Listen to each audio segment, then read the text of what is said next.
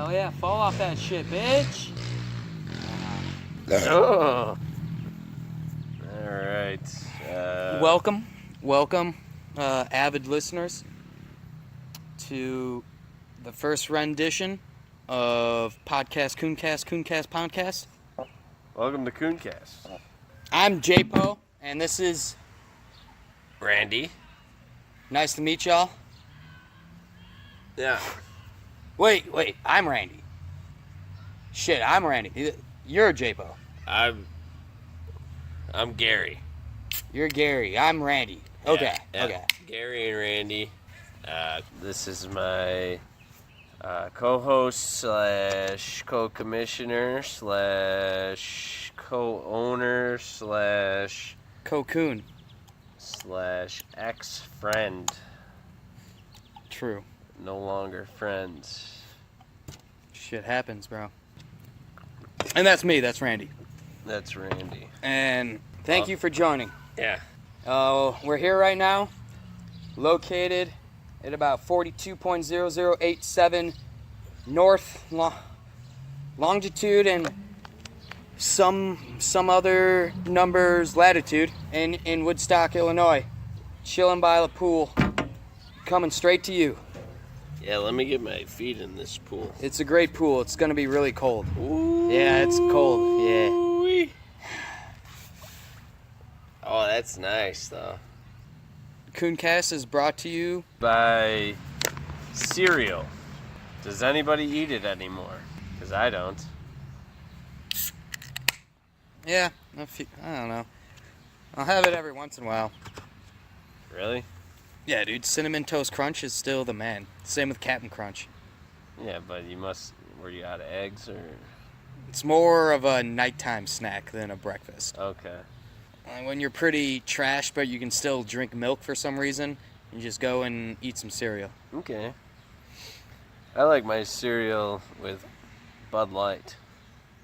So water? Mostly counting calories. Yeah, you know. Actually, I've heard the carbs. It's the carbs that get you. Is it carbs? Something like that. I mean, there's that keto diet thing that's basically you're getting all your calories from fat instead of carbs, and that apparently works for a lot of people. What's keto? Are you talking about mosquitoes? No, but those can go fuck themselves for sure. Nah, dude, keto diet is... Rocco was telling me about this. It's like some diet where you're getting most of your calories from fats, like fatty foods, like meats and like avocados. Like you're not eating carbs at all. You're not eating pasta. You're not really eating bread. You're calling avocados fatty? Yeah, like they're like most of the things most of the nutrients in avocados are like fat. Like they're fat grams, fat calories. You're not really eating sugars, and you're trying to stay away from carbs. Okay, this is news to me. Yeah, I'm not too big on it, but from what I know, like you're staying away from the sugars and the carbs. And so you're not eating, you can't have that many types of fruits. You can have a lot of vegetables, but fruits, because of all the sugars, you're trying to stay away from. But avocados, they're more fatty than they are sugary. So you can have like avocados and stuff. That's why people eat avocados? I thought it was because they're disgusting, so they must be good for you. They're actually delicious, and they are good for you. Anyways, we were talking about what? Mosquitoes? Those guys suck. They do suck. I have a question. Do they serve a purpose in nature, or are they just there to get smushed and somehow they reproduce themselves? One of their purposes is to Happy 4th of July, folks. That wasn't somebody being murdered. Happy 7th. Happy 7th, everyone. 7th of July. I think it's the 7th. It might be the 8th. Right. I'm not really too sure. By the time you're listening to this, happy August or Yeah. September. One of those things. Yeah. Once we produce this and get it out to y'all. Right. Sure.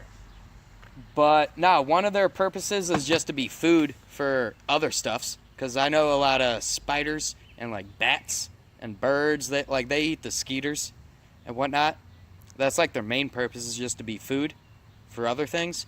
And then their second main purpose. Ew, I'm getting a call from Dave. Oh, well, turn that shit off. Wait. Let's see what this is about. All right. Sorry, everyone. Hello, David. Quick break. We're going to go to... Quick commercial phone break. Dave, you called us like 5 minutes into our podcast here. What's up? Oh, our first guest! Our first guest. Our first guest. Bring him more closer to my phone. Okay. There you go, Dave. You're on the air. Hey, so... Okay, he's off the air. Take him off. God damn it, David. Jesus Christ. You clearly are ruining it. I want my... Okay, well, I'm hanging up then.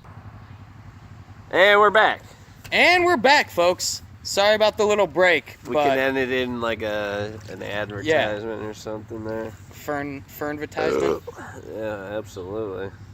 What were we just talking about? We were discussing mosquitoes and how they... Yes. Oh, yeah, their main purpose on Earth is to be food for other things, but their secondary purpose is so they can travel back in time and bite the dinosaurs and suck the blood out of the dinosaurs and go up on a tree and get stuck in sap and then have that sap go underground and fucking harden into amber.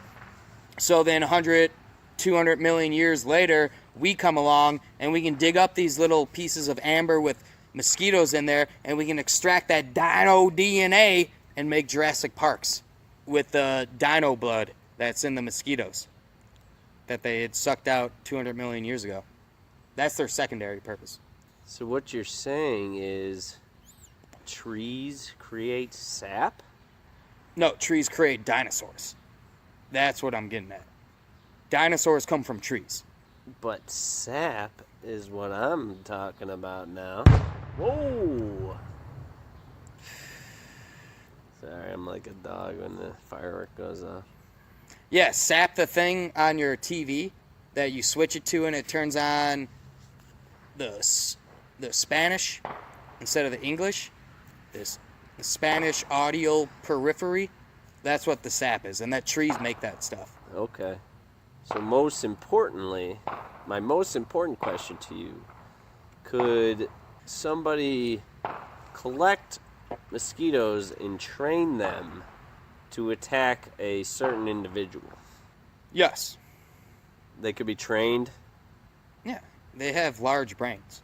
Like, for instance, Packers versus, let's say, Vikings. I would say Bears, but that's laughable. That's not even a game. Yeah, because we don't need the mosquitoes. Yeah. We could train the mosquitoes to attack. Well, now it's Kirk Cousins.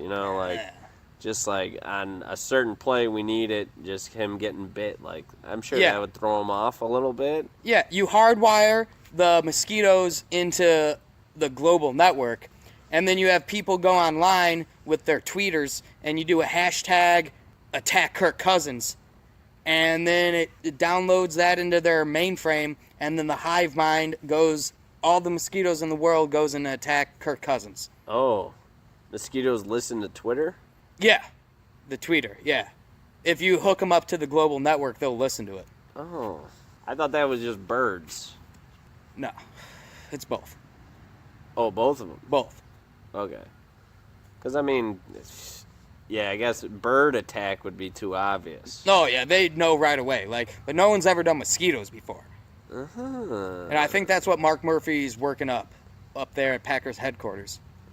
All right, well, we should probably get a little more hush-hush if this is a hush-hush thing, No one's going to believe us, Oh. Till it happens. Yeah. Then they'll be like, shit, what's that fucking big-ass mosquito bite doing out there playing quarterback? They're not going to know what the hell hit them, Yeah, but let's be honest. We don't need that to beat the Vikings, but yeah, it'll be nice. And ultra attack on Kirk Cousins could only help his game, I'd assume. Oh, that is kind of true. Swollen Cousins. He'd actually be throwing good passes then. Tee-hee. All right. Let's get to business here then, huh? All right, let's roll out. Do you want to do draft first or talk about Jordy? Jordy, R.I.P. Pour one out. Pour one out to Jordy's. Man. What a great career. What a great guy. Rogers misses you, you know? We all miss you, Jordy. I hope you're listening at some point in your life, even if you're 80, 87 years old. Hope you listen to this and hear us. Give you a shout out because you're the man. 87. It's a good number, right? That's a great number. Yeah, it's a good number. But yeah, it'll be weird not having 87 out there. I hope we don't give one of the new receivers 87 this year. Unless some undrafted free agent gets on the team, I don't think we will. Because from what I've seen, Jamon Moore is going to be an 80 number, and the two other receivers, Equanimous and the other guy, Valdez. Yeah. From what I've seen, they're going to be in the teens. They're going to be teen numbers.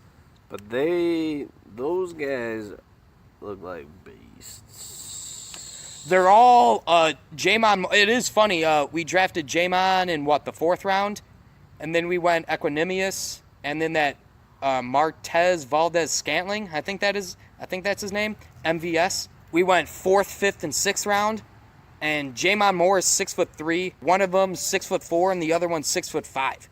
And from what I've heard, St. Brown, Equanimous, has the best hands. He played with Deshaun Kaiser over at Notre Dame, so they have a little rapport together, even though it's not going to matter unless Rodgers gets hurt, which he fucking better not. But it seems like all three of those guys might be decent, and if just one of them can step up and be the new Packers receiver, we're going to be pretty good, because we already do have Devontae and Cobb. So, and we also have Geronimo Allison. So I feel like all four of those dudes, the three rookies and Geronimo, are fighting for that second outside spot, because Cobb's clearly going to be in the slot. Yeah. He just had a little ankle thing. Yes, he's already hurt. He should, from what I've seen, he's going to be good going into training camp. But is that just a ploy? Like, is he actually hurt, or are they just putting a boot on his leg to make it robotic so that it's quicker? Some Anakin Skywalker, but on the foot. That would be nice. I would like the Anakin Skywalker cyborg for Randall Cobb. That would be nice. I'm just assuming it's robotic because it's not like he was playing football when he heard it, right? I can't imagine unless he heard it during minicamp and we just weren't told about it.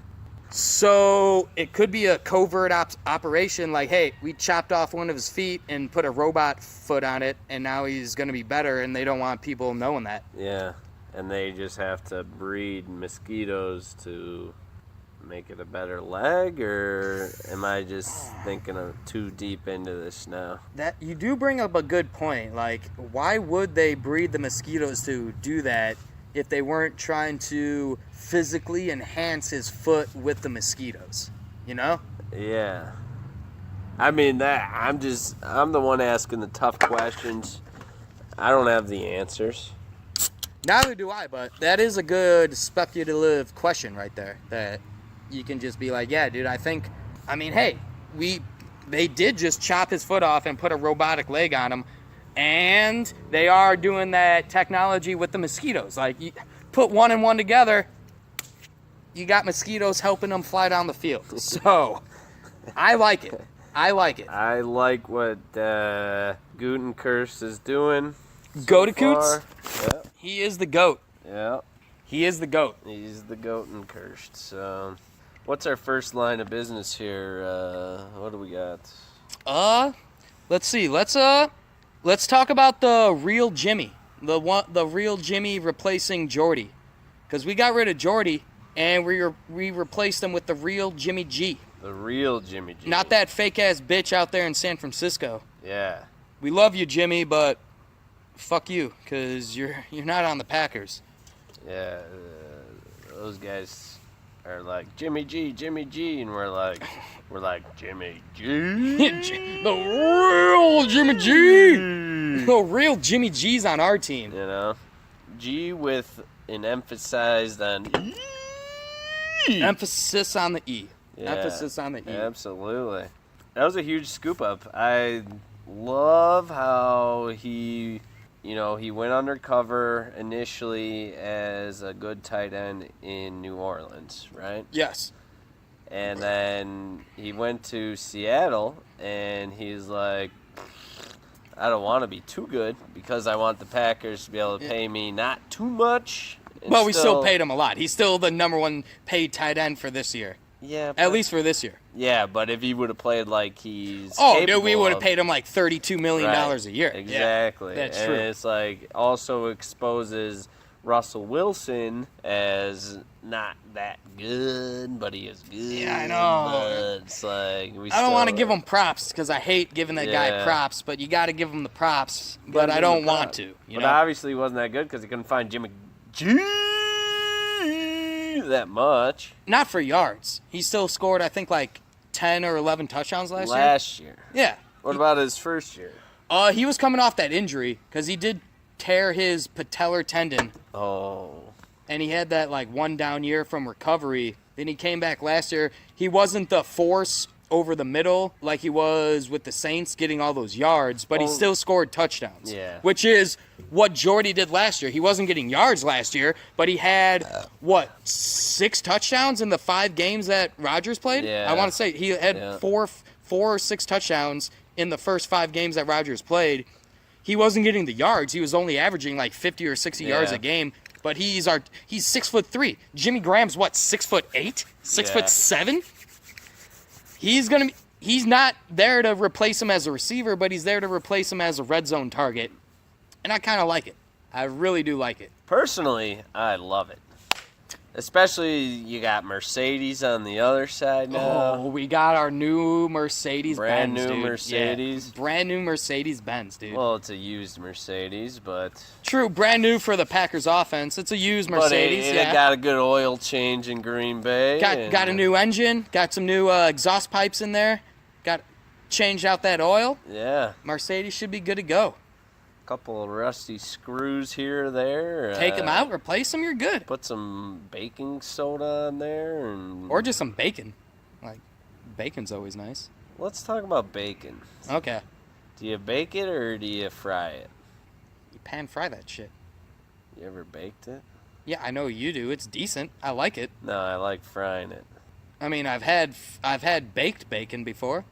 It's not anything to, like, throw in the garbage. It's more of a quality thing. If you got too many bacons, you got to bake some, yeah. If you want them all at one certain point, yeah. You throw some in the oven. You put some on top on the stovetop. You're good to go. Yeah. I just like pan frying my bacon because then you cook your eggs in the bacon grease after you're done making the bacon. That is delicious. Yeah. And anyone that wants to say differently, go be a fucking vegan then, yeah. I actually like to save my bacon grease and cook everything in bacon grease. You do that? That actually sounds amazing. Yeah. I cooked tilapia in bacon grease the other day. Seriously? I cooked what else you got to cook? Red tilapia? I cooked red tilapia in bacon grease the other day. Damn, dude. That does actually sound pretty bomb. Yeah. It's like surf and turf. It is. You got your little surf and you got your little bacon grease and turf. Hell yeah, bro. It's like my wife's trying to make me eat healthy, and she doesn't know I'm cooking in bacon grease. Little does she know that she's still getting that turf when she wants that surf. She's like, we're going to have fish tonight. I was like, all right, I'll cook. Throw a little of my backup bacon grease. Backup bacon lard. Yeah. Just throw it right in there. Hell yeah. Yep. She has no clue. She's like, why does the kitchen smell like our fish swam in a bacon pool? And I'm like, that's just the way it was raised. Bacon pool raised tilapia, Like, it's the new craze. The new craze. I got to do a bathroom break. I don't know about you. All right. I will, perfect time for some advertisements. All right. Oh, now, brought to you by grass. It's everywhere. And it's good for you. Also brought to you by Coors, the banquet beer. It'll get you drunk. That's really all you're drinking beer for. Unless you're cooking brats.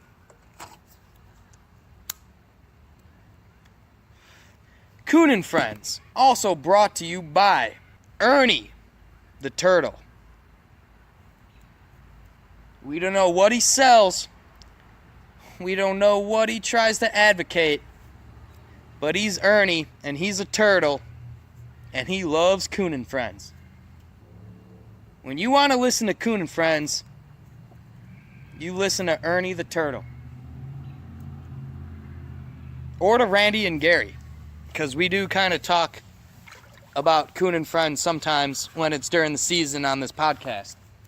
So, you'll get all your Kuhn and Friends knowledge, all your Kuhn and Friends statistics, all your Kuhn and Friends scores, stats, and updates from Randy and Gary, right here on KuhnCast.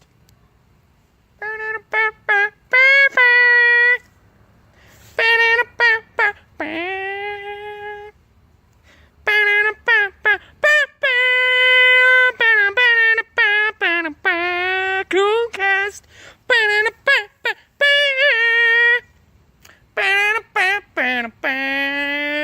KuhnCast.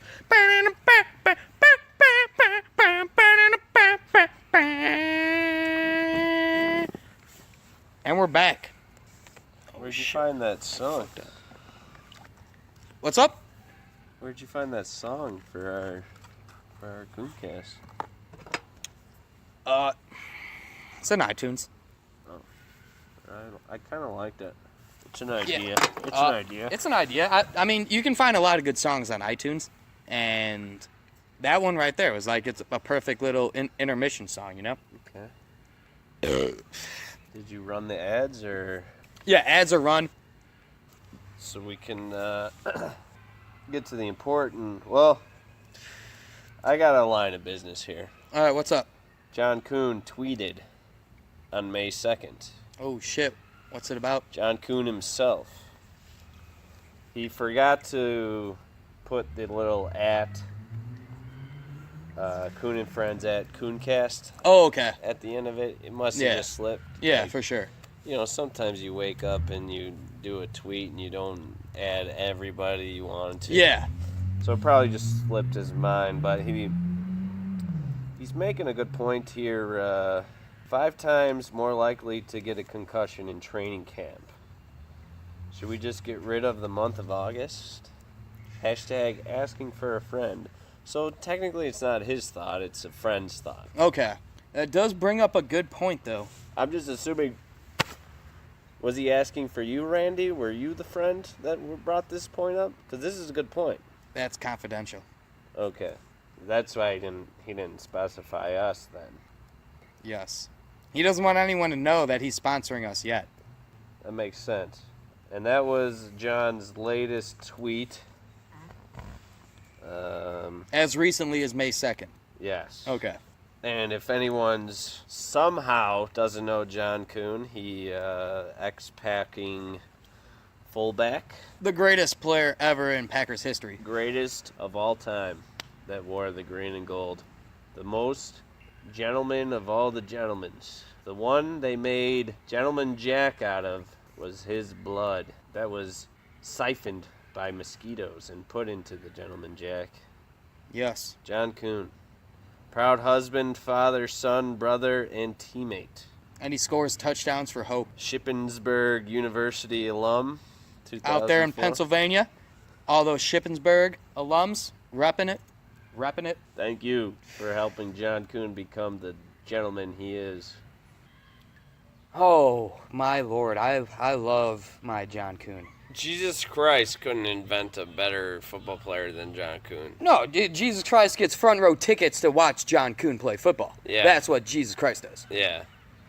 He's never seen a player like John Kuhn, and John Kuhn is like, I'm the best player of all time, you know? Like, he says it himself, you know? And even if Jesus Christ could see, he would see that John Kuhn was the greatest ever. Yeah. Well, he doesn't even need to see that. He's got other issues he's dealing with. Yeah. He's, like dead or something like that, up in heaven or hell or wherever he's Are you living? talking about Jesus Christ? Yeah. Oh, we're talking about Kuhner? No, are you talking about Jesus Christ? Yeah, I am. Oh, yeah, he's like dead or something, right? No. What's he doing these days? He's got other issues going on. Oh, okay. Like, there's other stuff, like, you got Trump. Shit, that's right. Yeah, good call. I mean, he's the one that set the whole thing up, but, you know. Land sharks. Land sharks are a big epidemic these days. He's messing with all the lava going on in Hawaii, you know. He's got a whole table. But shit, I thought that was Norm Macdonald doing that. Norm Macdonald is hilarious. He had a farm, right? No, Mr. McDonald had a farm. Oh, shit. Okay. I always get those confused. Yeah, Norm McDonald. Okay. Yeah, Mr. McDonald had a farm in E-I-E-I-O-Yo. Oh, yeah. Okay. I want to get back into how good Jimmy Graham's going to be for us. Oh. Because we haven't had a tight end like that since the shark fin. Jermike's. I know Jimmy's a lot older than the shark fin was for us, but he might not be he's clearly not as athletic as Jermichael, which is not a rip on Jimmy Graham, because he used to be a basketball player in college, so he's as athletic as shit. But J-Mike was just a beast. 24 years old back when we were doing our shit, and he was tearing it up. That guy was just a man. I really have high hopes for our offense that we can finally get back to that 2011 season, because that's when we were running the best. We had Jermichael. Healthy Jermichael. The whole season. We went 15-1.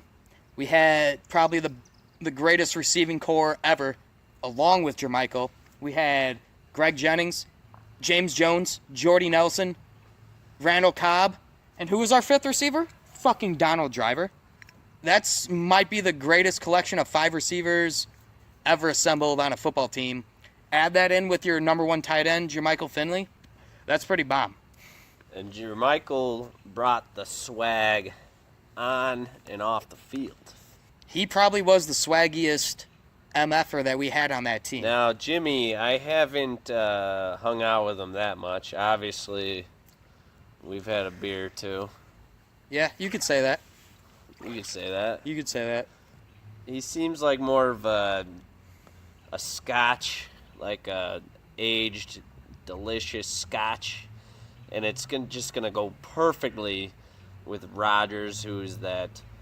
Also a scotch guy. Also an aged scotch. Oh, dude, if they connect on the scotch outside of the field, just think of the fucking rapport they'll have on the field. Like, every catch, he's like, yo, Jimmy, that's another bottle. That's another bottle you just got for that awesome catch. Like, that's some incentives right there. They might be coming back after we win the Super Bowl this year and be like, hey, Whiskey-gate. You can't be giving bounties with bottles of whiskey, bro. And we're going to be like, hey, man up. Man up. Be good then. Be good yourselves. Have your quarterback give bottles of scotch for every catch. If it works, it works. 2011 might have been... I haven't gotten the exact number written down here for amount of Rogers belts he did. Oh, there are a lot of belts. Keep going. A lot of belts. But this year might top it. This year might top the belts. It might.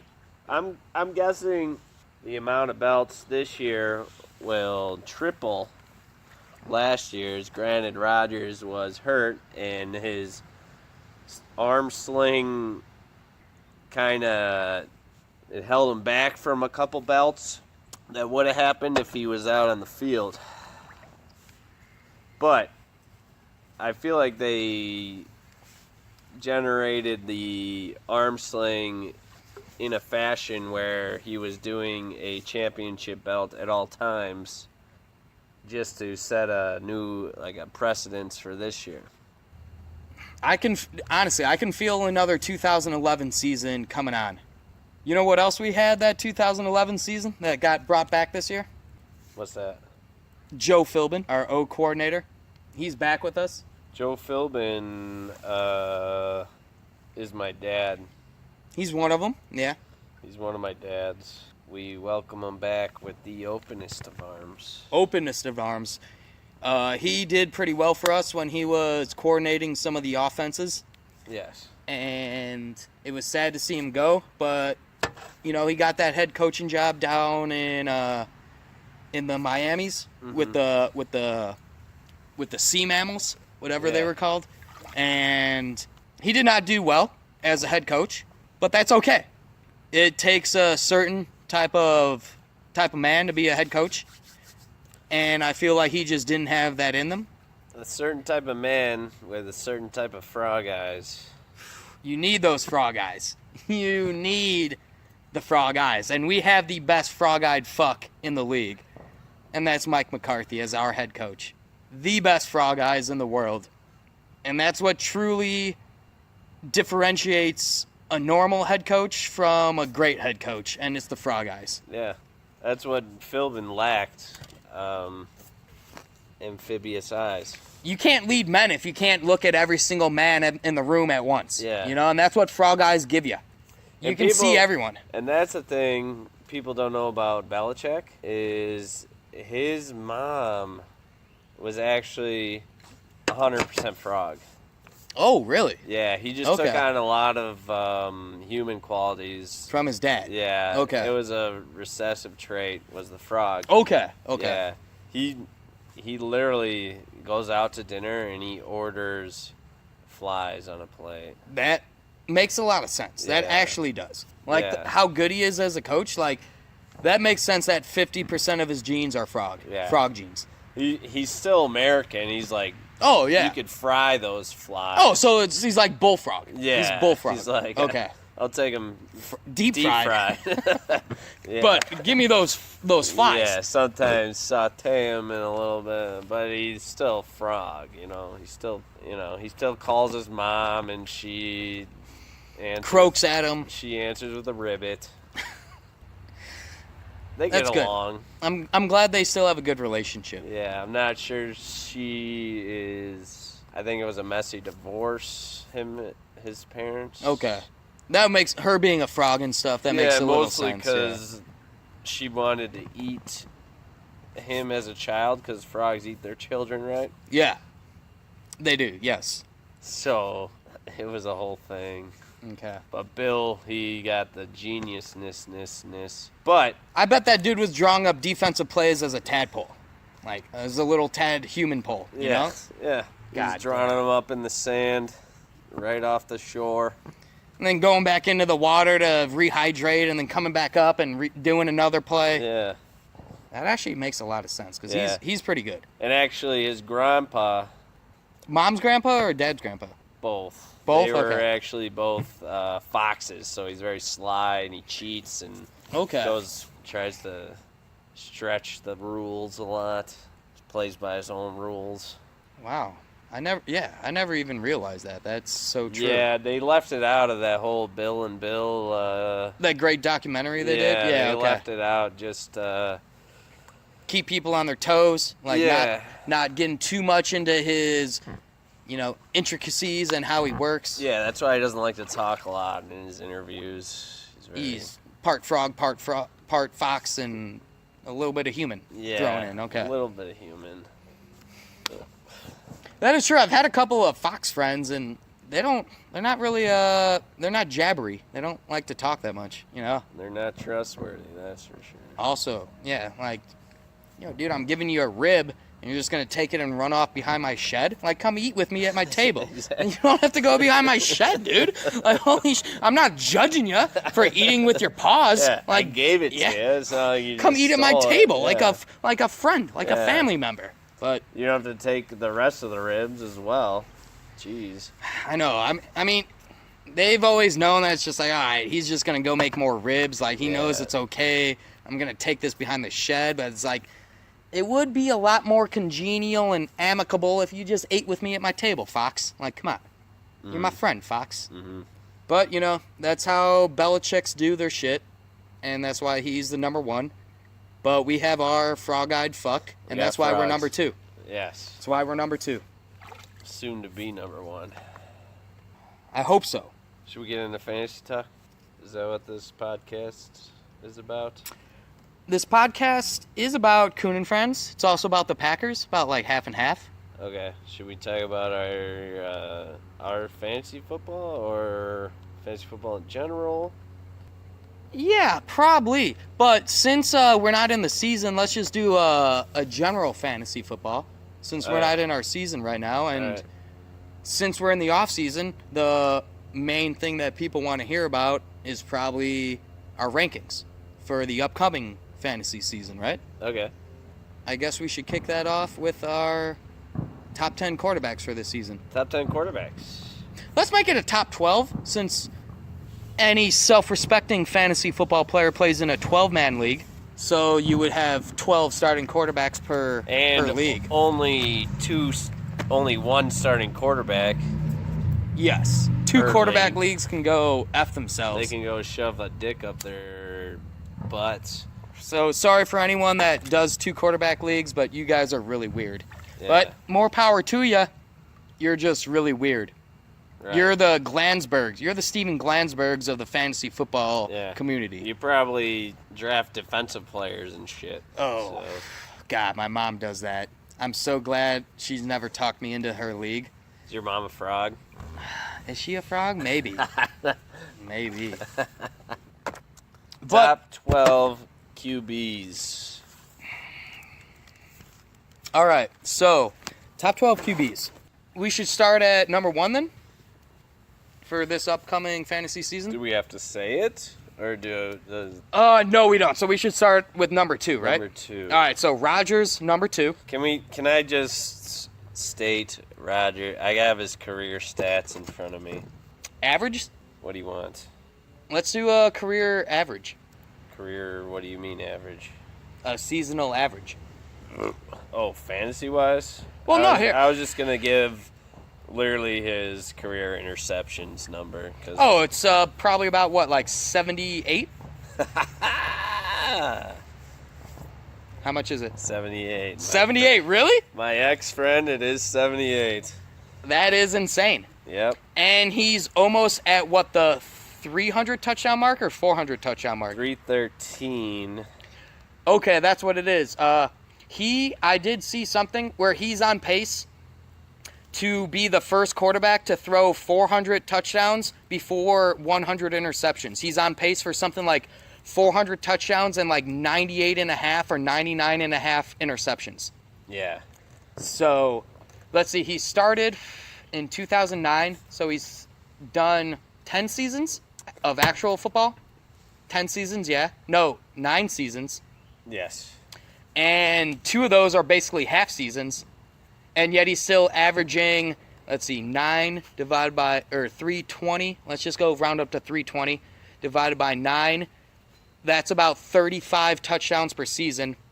And about 8 interceptions per season. Yeah. With 2 of those seasons being half seasons. Uh-huh. Yeah, that's insane. I believe the most interceptions he threw in a season was probably 11 or 12? 14. 14? Was that first season? That was his first season? Okay. That was his rookie. Well, it was rookie. Rookie year, yeah. Rookie year of playing. Air quotes.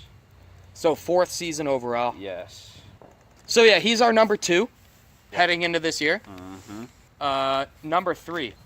Let me get my... Well, Rodgers is our number 1. No, he's number 2. Who's number 1? Nick Longcock Foles. Oh, yes, Nick Foles. Sorry, shit. Nick Longcock Foles is, if for anyone that didn't catch that, our clear number 1 for this season is Nick Longcock Foles, the best quarterback in the league. I must be drunk. I didn't remember Nick Foles, man. It's okay. Super Bowl MVP. The Patriots clearly didn't remember about him. So, Guy throws and catches touchdowns. something that Brady can't do.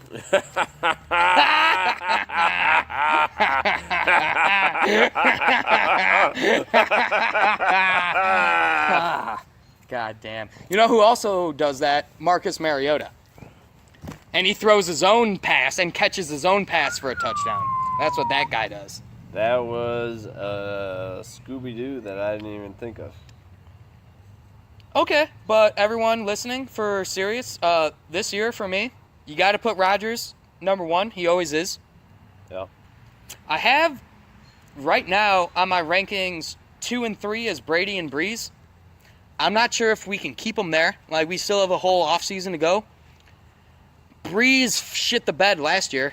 They went away from throwing the ball. They got 2 running backs, Alvin Kamara and Mark Ingram, and they ran the ball a shit ton last year. Yeah, I would not put Breeze in my top 3 this year. Oh, dude, honestly, he might not even be top 10. I have to go through this real quick. Yeah.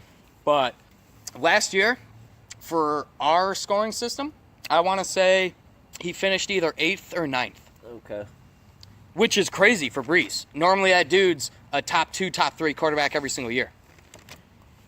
It was his least touchdown season since, I want to say, the Chargers.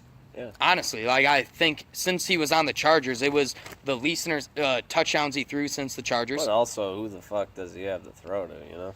He's got Michael Thomas out there. And that's about it. Yeah. They did get Ted Ginn back this year now, because I'm pretty sure he was still on the Panthers last year, right? Yeah, good for Ted, that. I mean, he is a deep threat. He's still fast as shit. He's a deep threat. He's fast as shit, but he drops a lot. Takes a dookie every time the ball's up there. He drops a lot, yeah. But he still can get behind defenses. But other than that, they're scrambling for receivers for sure. They don't have Cooks. They don't have Snead. Snead's on either the Dolphins or the Ravens. I want to say the Dolphins. No, Kenny Stills is on the Dolphins. I think Snead went to the Ravens, if I'm recollecting correctly. So That's just another Snead they need. Just the Snead they need. But for all intents and purposes, let's keep Brady at 2. Yeah. Just because Brady can, like, we haven't seen him fall off yet. Yeah. Right. He hasn't fallen off. Granted, this year, Edelman's out for the first 4 games. He's suspended. They just gave away Brandon Cooks. Amendola signed with the Dolphins. Amendola's out. So they got Chris Hogan, Malcolm Mitchell, Yeah, but Gronk. you got to remember, It's Brady. Belichick, half frog, half fox. That is true. So we'll keep Brady at 2. 3, let's put Russell at 3. That's what I say. Yeah. Russell Wilson. And it is insane how he does his stuff, because he doesn't have big-name people ever. He has Doug Baldwin. Jimmy Graham's gone. And yet he still always puts up numbers. Always. Well, he's got the dual threat. He does. That's what I like to say, dual threat. And I hate giving him accolades, because I hate the guy. I hate him with all my heart, because he's a Seahawk. But he's just sneaky. he's sneaky. He gets You back gotta there, give. and then there's a guy coming, and he's like, meh. And he just Rodgers out of there. I'll go right around you. Meh. I'll go right around that guy. I'll just toss it right up in the air. Boop. That guy's, for some reason, wide the fuck open over there. Russell Wilson, number 3. Here's where it gets tricky for me. And with me, too, probably a more conventional person will probably put Cam Newton right here. Yeah. But for me, I can't. Because Cam, from what I'm remembering, Cam will have a good year, he'll have a bad year. He'll have a good year, he'll have a bad year. Last year was good. So this year, he might not be... Fantasy-wise. Yeah. Fantasy-wise, he might not be a top 5, but he'll probably still be a top 10. I mean, he's Cam. He still gets his rushing yards and his rushing touchdowns. But I can't put him at number 4. Yeah. I gotta do Deshaun Watson. I would take Watson up there and just go, boop, Watson. And go next to 5? You're up there. Yeah, I'll put him 5 just because of his injury. Well, no, I was saying like if he didn't get injured last year, but then also, is Wentz gonna be ready to go? Right now, let's see, what am I at? Rodgers, Brady, Wilson. I would go Watson and Wentz as 4 and 5 for me. Wentz is clearly ready. Like he's shown that he's ready to be the quarterback, and I feel like Watson showed us enough last year that he can be a fantasy quarterback. Dude played 6.5 games and threw 18 touchdowns. Yeah. He throws the picks. He's still a young player. He's throwing the picks. Yeah. He had 7 or 8 picks in those 6.5 games, but he's throwing 18 touchdowns. That's what I like about Deshaun Watson is the first game he was in there. They tossed him in there. After Savage got kicked out because he's a fucking savage MFer. And then Bill O'Brien's like, get the fuck! Bill O'Brien ripped like 4 shots on the side. He's like, I can't fucking handle this guy.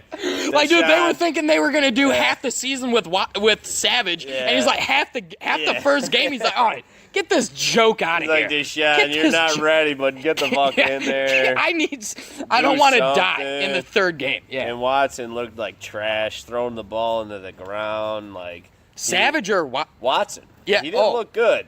Oh, the first game. He wasn't ready. Yo, yeah. He was just throwing it in the ground.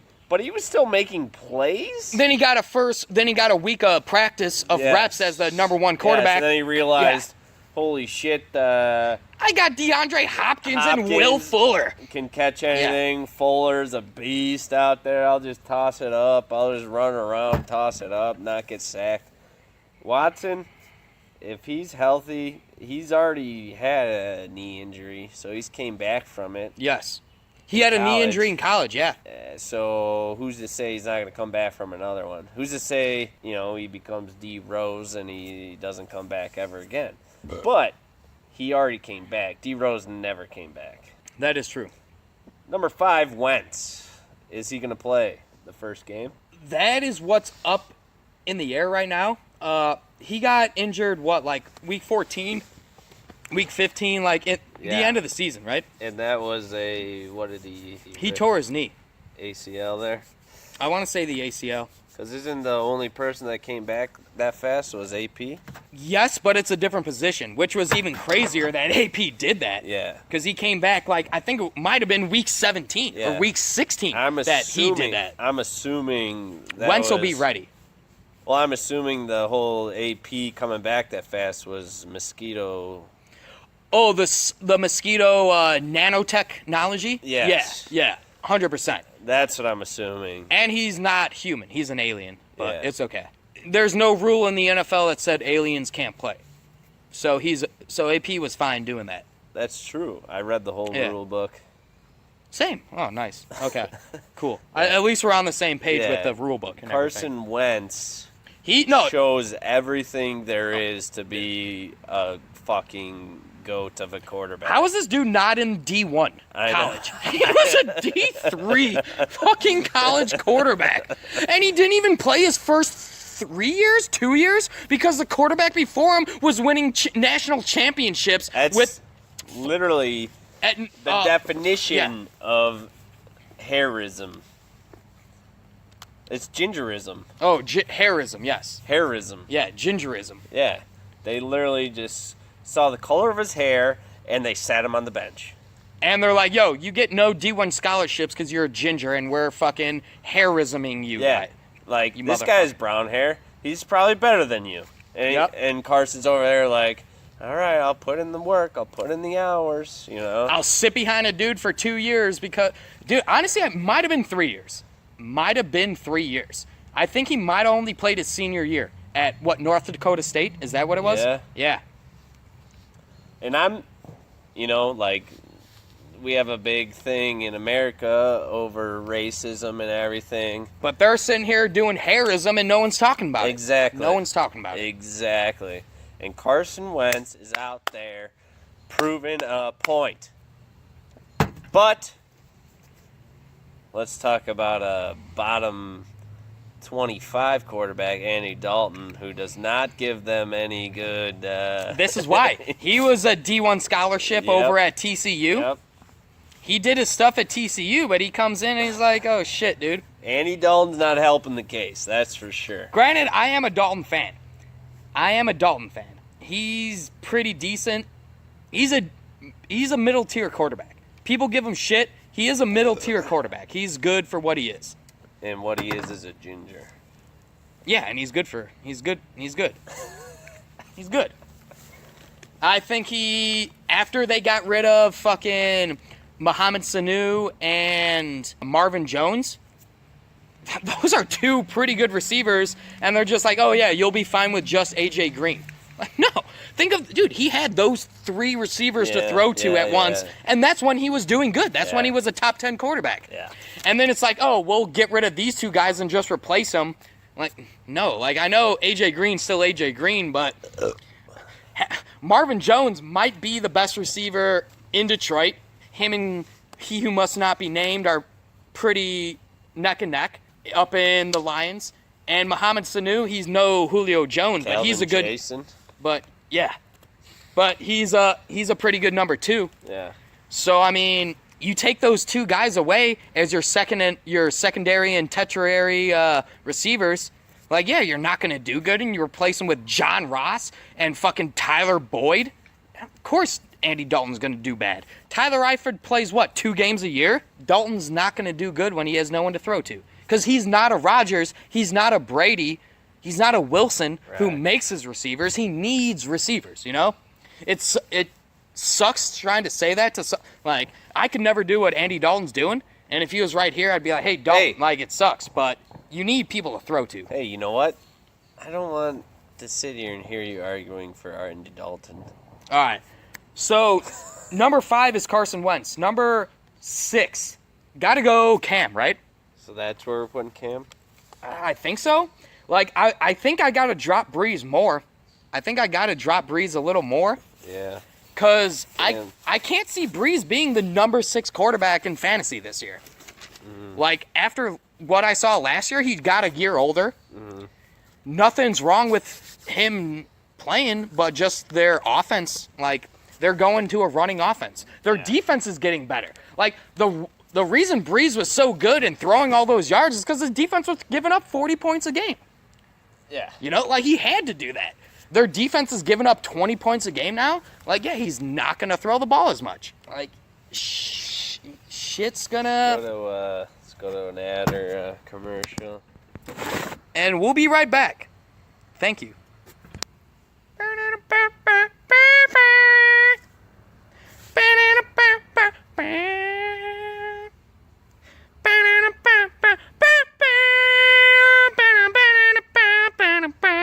KuhnCast.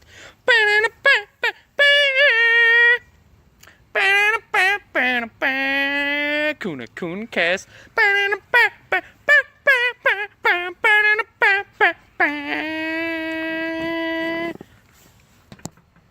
And we're back. Thank you for chilling with us on the break. And right now, let me recap our top 5 quarterbacks for this year. We're going Rodgers, Brady, Wilson, Watson, and Wentz.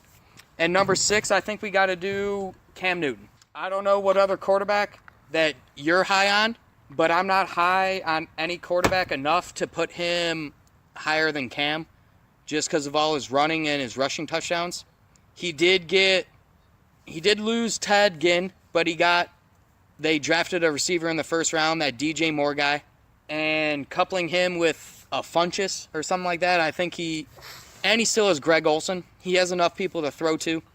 He's never been one for yards or passing touchdowns, but he always recoups that with his rushing and his rushing touchdowns. Sort of like a Russell Wilson, but a little worse. So I think I got to put him at 6. I'll agree. I got nothing to... Nothing against? Yeah. Okay. Other than his on-off years. On-off. But... If anything, he'd be pushed down a couple... That's why I'm giving him 6 and not some, 3 or 4. Okay. Like, as of right now, 6 up, in July? I'm giving him 6 right now. Okay. I think I'm going to put Cousins at 7 just because of what Keenum did last year. And Cousins has always been in the top 10 regardless of who he's throwing to in Washington. And now he has a good offense, an even better offense than he had in Washington. Yeah, well, you got hiccups or burps or what? Both. But I think I got to go Cousins after Newton. And, like, right now, you're in the part where you're just looking for starting quarterbacks if you're in the draft right now. Yeah. You're just looking for starting quarterbacks. This is like round 8. Yeah, depending on your scoring system, everybody. Round for Kuhn and Friends, we do 9. touchdown passes at 6 points, not the typical 4. So quarterbacks do go earlier than standard drafts, because, like I said, a standard scoring system would do 4 points for a passing touchdown. So we have, like, Rodgers will go in the first or second round every time in our draft. So you're saying Cousins is 7. Just give me your next 5, and then I'll dispute 1 or 2 of them. All right, so Cousins 7. Let's go Stafford 8. Breeze 9. Rivers 10. Garoppolo 11. And Jared Goff 12. That'll round out my starting quarterbacks for a 12-man league. All right. I mean, I am kind of in agreement, but for all those goofy guys out there, I'll put Matt Ryan ahead Instead of Stafford. Ahead of Stafford? Yep. Really? Yep. A lot of people like Matty Ice, you know. How many touchdowns did he throw last year? 20? I hate him. He threw 20 touchdowns last year. A lot of people He's not like good. the Matty Ice. He's not good. I'm just going to put him in there for the dilemma and the dispute. I'm going to take Garoppolo out of there because he's not proven. And then I'll also throw you took Dak Prescott. Dak. No, Derek Carr. Get the fuck out of town. Derek Carr? Seriously? I'm going to put him up there. Well, who else are you taking out then? Well, I also put Blake Big Dick Bortles as number 1. Oh my God. Matt Ryan, outside of his MVP year, he averages 24 touchdowns and 13 interceptions a year. I hate Matt Ryan. He's not garbage. good. He's an average quarterback. I'm just putting him in there because a lot of fantasy owners like him for some reason. Okay, well, fuck those guys. This is our fucking rankings, and Matt Ryan does not belong in my top 12. He's in my top 16. He's number 15 for me. But he's not a top 12 quarterback. He's going into mine. Okay. Just so that I have the viewership of those people that are on, like, sniffing glue. Okay. And for anyone here that's a little weirded out by the Rivers ranking in the top 10, I will point out that Rivers, on average, since probably about like 2010 or 2011, has outperformed his average draft position by 5 spots. Every time. He's average around 15 to 16, and he's averaging the 9th or 10th quarterback every year. I would never argue Rivers. Oh, dude. But people do. People do because they see him as in the NFL, and they're like, oh, look, like he can't throw a ball, which he can. Well, no, they He's don't just see smart. that. They're just like, oh, they never make the playoffs. Those guys suck. Yeah. But he's always putting up numbers. He's always putting up numbers because he's the team. He's the Chargers. Right. And for anyone trying to dispute that, Rivers belongs in your top 10. He belongs in your top 12. And if you can get him as the 15th, the 16th quarterback taken in your league, you have to jump on that. If you're in round 11 and Rivers is there, you take him automatically. I don't care what your fucking depth chart is. You take Philip Rivers because there will be 8 to 10 weeks in the year that he deserves to be in your lineup. Every year. Running backs. The guys who carry the ball, they call him a bell cow, but I call him a horseradish. Who's your top 12 running backs? Number 1's got to be Gurley, even though I will be very cautious because the number 1 running back almost never performs the same way the next year. But with his age and the offense he's in, you got to take him number 1. And that's in all fantasy drafts. You got to take that guy number 1. I don't trust Le'Veon Bell, and DJ 2K only had that 1 year, even though, to me, it's 50-50 for number 1 pick being Gurley and DJ 2K. Like, David Johnson is that good. Last year was a broken wrist, which is a fluke. He didn't break his knee. He didn't tear his knee. Didn't tear an Achilles tendon. He broke his wrist. It sucked, but it's a fluke injury. David Johnson deserves to be the number 1 or 2 pick overall. How old is David Johnson? He's 26 because he came out as a 4-year player. He also played in D3 at Northern Iowa, and that guy's a beast. So he came out as like a 23-year-old. I think he's played in the league 2 or 3 years, so he's 25 or 26 right now, just in his prime. He's coming off a year where he didn't even run the fucking ball. So honestly, I might take David Johnson number 1 overall, just for that factor. And the fact the year before, 2016, when he was the number 1 overall fantasy player, he had something like 373 total touches. And whenever you get that many touches as a running back, you almost always decline. There's like a 90% decline the next year for people who do that. 90% of them decline the next year, and he was one of those. He played half a game and broke his wrist. And now he's back. Him and Gurley are 1 and 2 for me. And Le'Veon would have to be 3, and those are the top 1. That's the top tier for me. Are Gurley, David Johnson, and Le'Veon. Le'Veon would be 3 just because I don't trust, like, he's a diva. He could hold out. I don't think he's going to, but there's that possibility. And there's also a big possibility he doesn't play the whole season. So that's why he would probably be 3 for me. Okay, 4. Got to go Zeke, just because of his pedigree and what he's done in the past. I want to try and put Kamara or Hunt ahead of him, but I don't know if I can. But if we're going to have a second tier, I think it's those 3 guys right there. 4, 5, and 6 are Ezekiel, Kamara, and Kareem Hunt. Could go in any... Can go in any order. I would be fine with any of those guys going 4 through 6 as the running backs. You wouldn't toss Fournette in that discussion? If we're going to make it a 4 tier, then yes, he's number 7.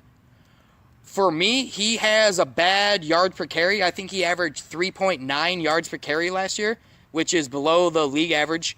He gets enough work to get the yards and get the point production, but his yards per carry last year at least was not up there with Kamara, who was averaging, 5.6 yards per carry, Kareem Hunt, who was averaging 5, and Ezekiel Elliott, who's Zeke.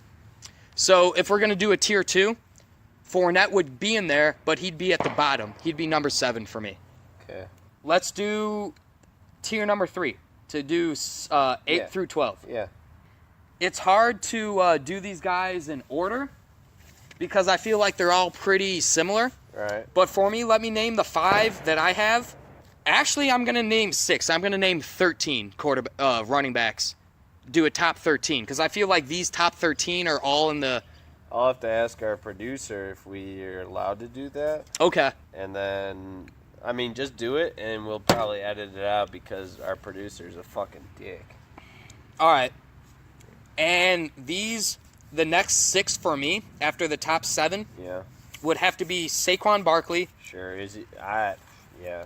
Dalvin Cook, Melvin Gordon, Okay. Shady McCoy, Jordan Howard, and Devontae Freeman. All those guys I would be fine with picking at the end of round 1, and that is 13 guys. So if you're at the end of round 1 and idiots are picking receivers before you, you're getting 2 running backs. You're getting 2 top fucking 13 running backs. And that is amazing because that's what you want. You want workhorse running backs the way that the league is now. And at least from what I've looked at so far, those top 13 guys are the people in workhorse roles. But wait. And not only that, they've also produced. They've all produced. Can I ask you something? Yes. Maybe. Producer? Okay, yeah, what's up? You can ask that. Jay Jai, has he not obtained a workhorse role now that Blunt is gone? You could think that, yes. That's totally surmisable to predict. But the only thing that gives me a little hindrance is going back to the year that he did well with the Dolphins. Half of his yards came in 3 games. he had 3 200-yard games, and then the other fucking 12 or 13 games were shit. But it gives me a little doubt that he can keep doing that on the Eagles. My other question is Jordan Howard with Matt Nagy's his offensive. We don't know his head coaching offensive, True. Plan, but he was the Tariq Coleman is Tariq Cohen, whatever the fuck that little guy's name is. He's fast as hell, and he's supposed to take over a lot of responsibilities in that offense. I could see him, like, he was the O coordinator for the Chiefs last year. Right. And I know Andy Reid still called all the plays. They fed Kareem Hunt. They had Charkandrick West and Spencer Ware once he came back. No, Spencer Ware was done, but they had Charkandrick West and stuff come in and, like, change the pace back and everything. And they had Tyreek Hill do some stuff. I could see Tariq Cohen. Dude's small. He's like 5'7". Yeah. And he's pretty small.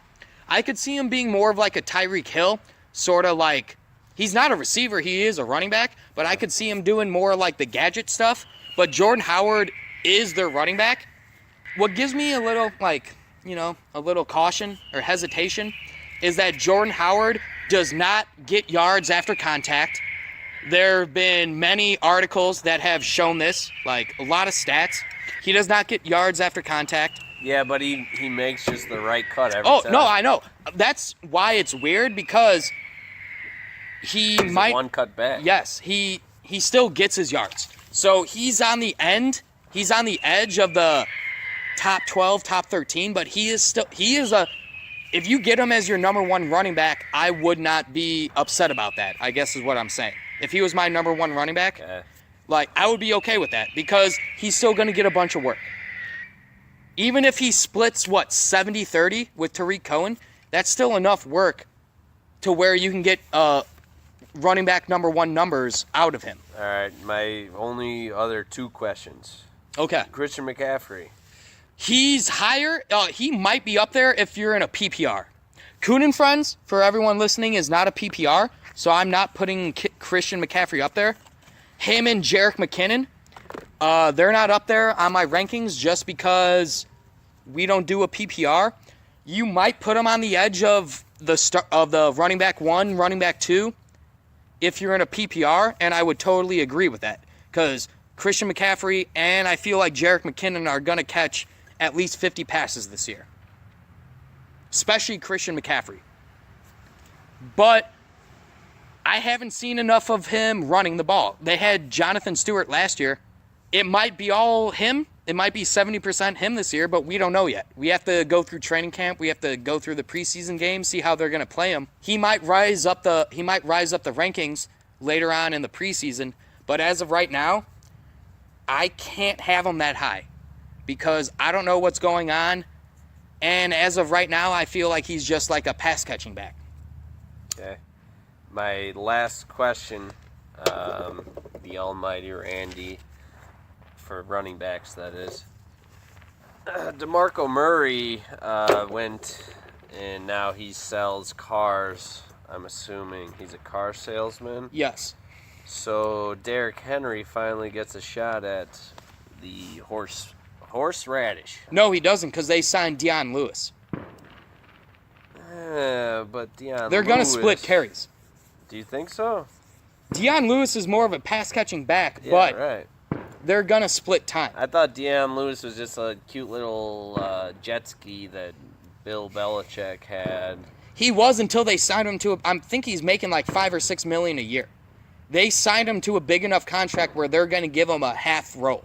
They're going to give him a 50% role in that offense. I feel like they got to give Derrick Henry a shot. You would think so. Oh, dude, if they didn't sign Deion Lewis, Derrick Henry would be in my top 10, maybe top 8. Okay.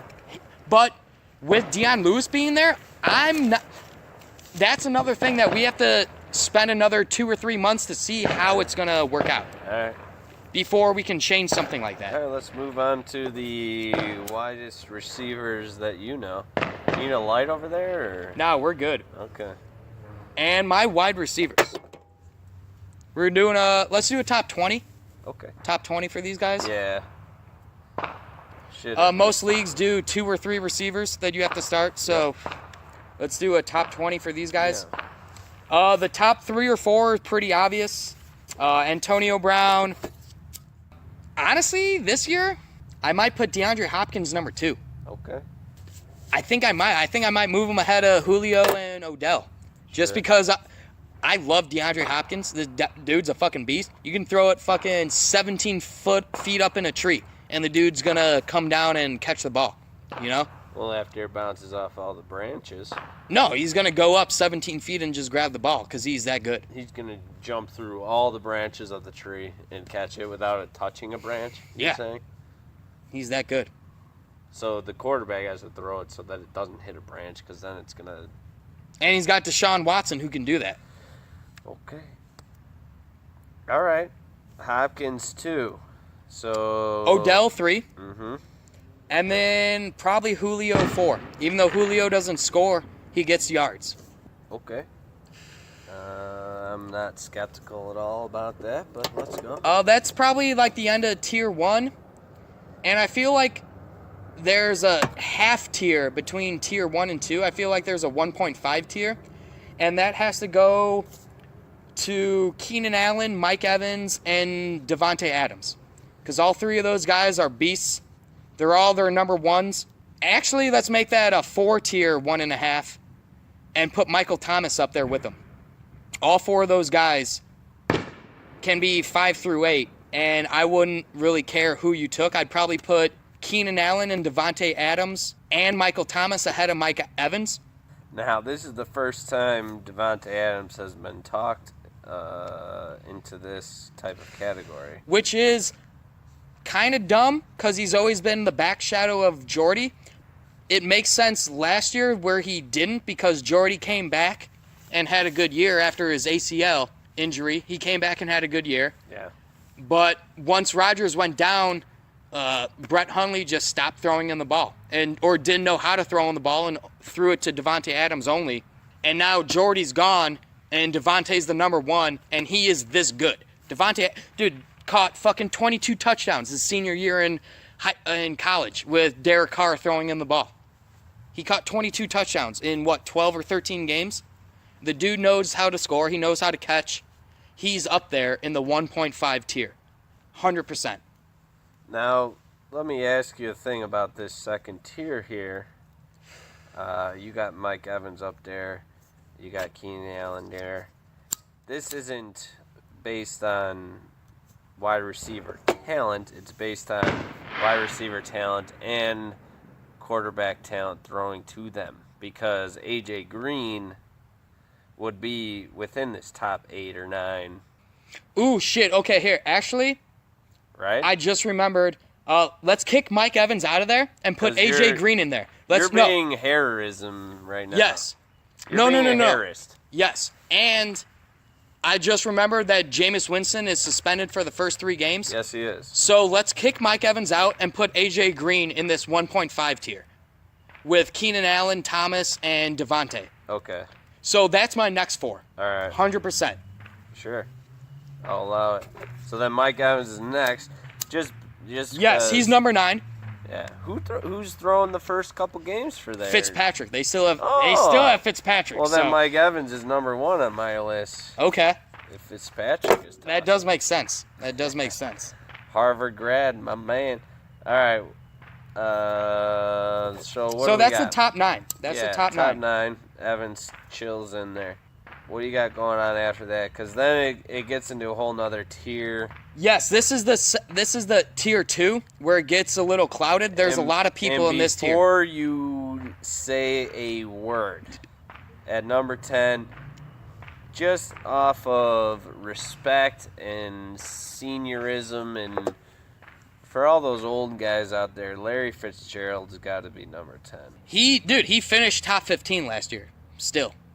And if it's PPR, he finished even better. So he has to be.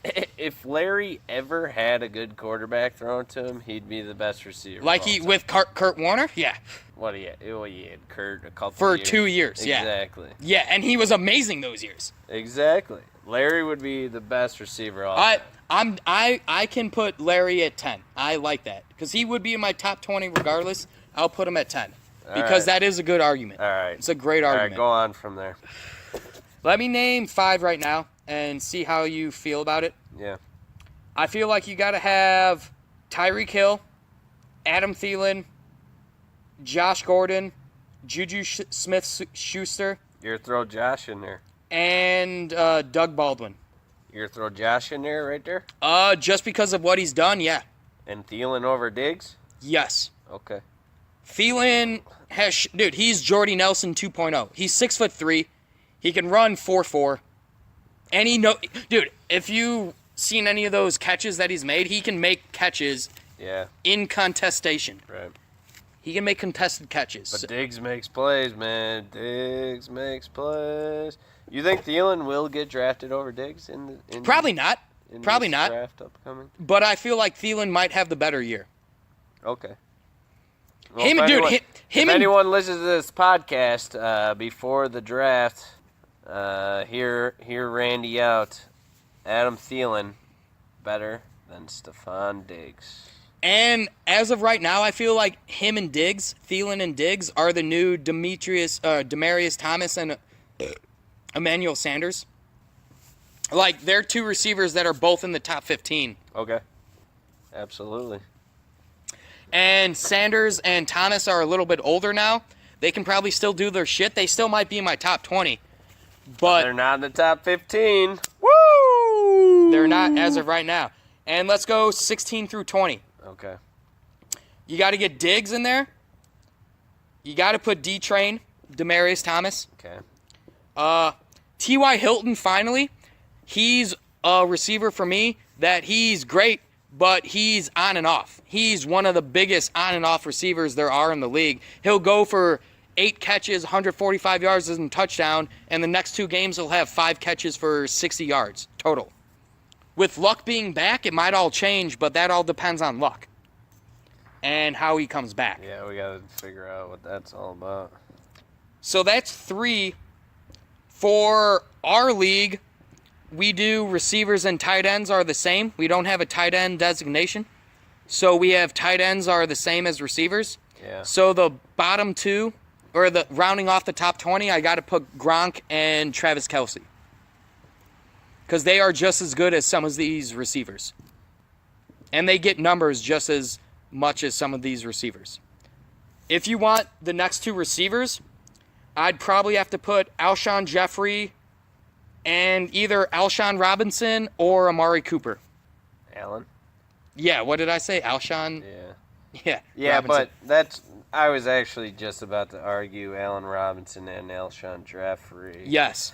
So if you're not going to... because I didn't know we were going to get into tight ends. Yeah, if you're going to take those 2 tight ends out of there, I would put those 2 guys, Alshon and Robinson, in there. If you're going to include the 2 tight ends, then those 2 and Cooper are just right underneath them, I feel like. I feel like Cooper right now is the sleeper in the draft. He's being rated receiver 20 to 25, and I feel like after a couple down years, he has the talent to be good.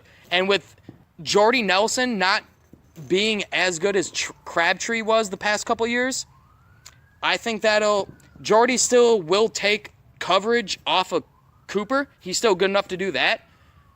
But I feel like Carr is going to look more towards Cooper this year. We'll see. Okay. And right now we're about an hour and a half here. Let's do 7 tight ends for you. 7 tight ends? Yeah. All right. Kelce, I think, overtakes Gronk this year as number 1. Gronk's getting old. He's been injured a lot. Kelce's a playmaker. Kelce's amazing. I love Travis Kelce. So he's my number 1 tight end. Then it has to go Gronk. Wait, who's tossing KC? Mahomes? Yeah, Mahomes. You think he's the man? I know he can throw the fuck out of the ball. That's all I know. We'll have to see. But you had a beer with him yet? I wish I did. Okay. So I wish I had. Guy doesn't drink is what you're saying. Not from what I know. Oh, he's straight edge. So Sometimes that works into people's favors. I don't know how. So you got Kelsey and Gronk. What's third? Greg? Probably still got to go Greg. Greg's like Jason Witten. He just always gets his shit, and he's just always there. Yeah, but you got Jimmy Graham. He's in my top 7, yeah. He might be right after Greg. Let me just do my next 5 is Greg, Delaney Walker, Jimmy Graham, Zach Ertz, and Kyle Rudolph. Those are the top 7 tight ends for this year. Kyle Rudolph has, I think, out of anyone, the past 3 years, he has the 5th most touchdowns out of any receiver or tight end. He has 20 touchdowns in 3 years. Dude just catches touchdowns. He doesn't get yards, but he gets touchdowns. All right. Jimmy Graham, he's going to be up there. You have to bet on him being good. And if you're doing a tight end only designation, I don't know if you want to take him in round 5. I don't know if I would. But if you're grouping them with receivers, I would not mind taking Jimmy Graham in the 7th or 8th round for sure. Maybe even sooner than that. Do you have any other points you want to make on players, or because I don't think we have to talk about kickers or defense. No, you draft those round 15 and 16. You draft those the last 2 rounds. Anyone who does it before that is a fucking idiot.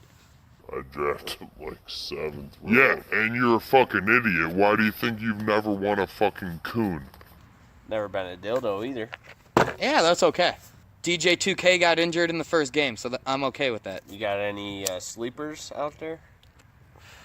Mari Cooper, like I said, is definitely one receiver that should be drafted probably as a top 12, and he's getting drafted as a receiver 2, receiver 3. Running backs, I think Joe Mixon might make it up in the top 10 this year. That was going to be one of my questions. I want to take him in the top 10. I just don't know if you can yet. You have nothing to go off of. Joe Mixon will be very good this year, I feel like. And if anyone's sleeping on Dalvin Cook, I think Dalvin Cook might be a top 5 running back this year. So if you can get Dalvin Cook at the end of round 1, beginning of round 2, I would consider yourself lucky. You think so? Yo, dude, he was putting up top 5 numbers in the first 5 weeks last year before he got hurt. Yeah. Anyone else? Any receivers you got? As of right now, I can tell you that Brandon Cooks might do well on the Rams. He's probably getting drafted as a wide receiver 3 right now. D-Train and Emmanuel Sanders, they can make their way up there. One I feel like is going to get really looked down upon is Chris Hogan. Chris Hogan catches touchdowns from Tom Brady. Dude just catches touchdowns. And as of right now, he's the number 1 receiver for the first 4 games of the season. Who's going to be your number 1 Packer running back? I want it to be Aaron Jones, but he's suspended for the first 4 games, 3 games? Yeah, 4 games. Which isn't a bad thing. It's not a bad thing. I feel like he's our most explosive running back, 100%. But Jamal is very consistent. But he doesn't break big runs. I think he only broke 1 last year that was over 20 yards. Yeah, but he just consistent 4 yards. Oh, yeah. No, I know. He's good. I like Jamal Williams. But I think we're going to be too big of a committee to put any stock into that, you know? You think McCarthy will be smart and use Ty as a all-around thing, like receiver, running back? He should. Granted, he should be our 3rd receiver. Yeah. In my fucking eyes. I They should agree. move him back to fucking receiver. Yeah, they should. One big receiver who is definitely getting slept on, I feel like, is Pierre Garçon. He didn't even play last year with Jimmy. Dude lasted 6 or 7 games before he got hurt. Dude's a target fucking fiend. He's still in San Fran? Yes. He's going to be their number 1 receiver along with Marquise Goodwin. Oh. Garçon is That's going to be nice. the man. Yeah. Garçon is going to be the man. Garcon might break top 20 if he plays the whole year. And you got one last sleeper, and then I got a topic I got to bring up before we exit the episode here. I will give you one more sleeper, and it will be Jared Goff. I know I put him on number 12 for me, but I think Jared Goff could be a top 10 quarterback this year because of the system he's in. He's got Brandon Cooks, Robert Woods, and Cooper Kupp. Those are 3 pretty good receivers to throw to, along with Todd Gurley. You can throw Gurley a fucking 2-yard screen, and he's going to run off for 80 yards and a touchdown, you know? Yeah. All right. I think that was good fantasy discussions. What's the last topic? Send us off with. Over the 4th. What'd you do over the 4th? Were you, did you have some drinks, or? I had some drinks. I went out on the 3rd and got schwasty at the local Palatine bars. Did you have any good discussions? No. No, not one? Not one. All right. I had one discussion. They were bad. It was really good discussion. It was more of a scientific discussion. Okay, what was that? What if when somebody farts, that fart is visible, like it's a cloud, like, and you could see it. You know what I'm saying? Mm-hmm. How great would that be? It would be bad because you would just see farts everywhere you go. It would be amazing. Well, it would be. But for people that don't like farts, you would just see farts everywhere. But in a sense of, well, let's take out the stand. At a National Football League game, in an NFL game, you're watching Rodgers take the snap, and Rodgers lets one out. And you see that, you just see it cloud, you know? Yeah. They got to fart during the games. Oh, of course. Especially, what if his center farts on his hands, you know? Probably draw a lot of more offensive false starts. Oh, I could see Lindsley doing that all day. Couple more toots, but the whole stadium would be covered in a cloud of fart cloud because the stands would be farting. Oh, yeah, of course. All the drunk guys on with their cheese curds in their bellies, just ripping them out, drinking some Milwaukee's Best. It'd be a huge cloud of farts, yes. That was your scientific discussion? Yeah. Yeah. On that note, we can end the KuhnCast. Yes, we probably should have on that note. We'll bring it inside. So thank you, everyone, for listening. I want to thank our sponsors, Grass, Coors Light, and our other sponsor that I can't think of right now. But mainly Grass, because grass is everywhere, and grass is awesome. Cereal. And cereal. And the Gold Nugget. The Golden Nugget. If you're ever up there, Spread Eagle, Wisconsin. Go to the Golden Nugget. Tell them that KuhnCast sent you, and you'll be let in. You'll get a discount on a private dance. It'll cost you $13 instead of $15, and she might have 2 legs. Usually they just have 1 leg, dancers. Oh. But if the Packers perfect this robotic leg, mosquito nanotechnology, then she might easily have 2 to 3 legs. Thanks for listening. I'm Gary Shovel. This is Randy. And I'm Randy. Thank you. Also goes by Fern. Good night. Later, guys.